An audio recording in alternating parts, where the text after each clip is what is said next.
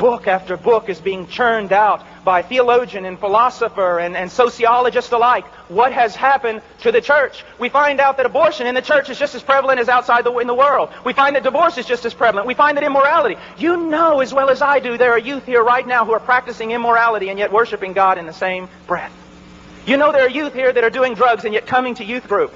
You know, watching and doing things that are not appropriate for a Christian, and yet they're coming to the youth group, believe themselves satisfied, believe themselves saved, and no one is saying anything except this.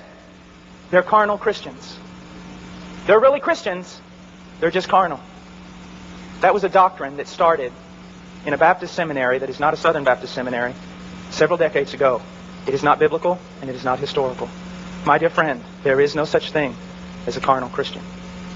You say, now wait a minute, Brother Paul. 1 Corinthians chapter 3. Are ye not carnal? Paul said that. No. That's what Paul said. You need to read the whole book to find out what he meant. You see, one of our problems, youth, listen to me. Most of our Christianity is based on cliches that we read on the back of Christian t-shirts. Most of our Christianity comes from songwriters and not the Bible. Most of what we believe to be true is dictated to us by our culture and not by the Bible. The Bible never teaches that a person can be a genuine Christian and live in continuous carnality and wickedness and sin all the days of their life. But the Bible teaches that the genuine Christian has been given a new nature.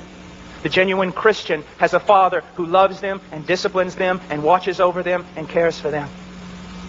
My heart is breaking because you know as well as I do, young people. Let's not be hypocrites about it. Let's not hide it. There are so many. You know them. You might be one of them, or you at least know that they're in your youth group. They come to youth group. They do all this stuff, but in their heart they're as wicked can be. There's no difference. There's no light. Everything that the world does, they do, and it's appropriate. It's okay. My friend, that's not Christianity. They're not in danger of losing their reward. They're in danger of hell.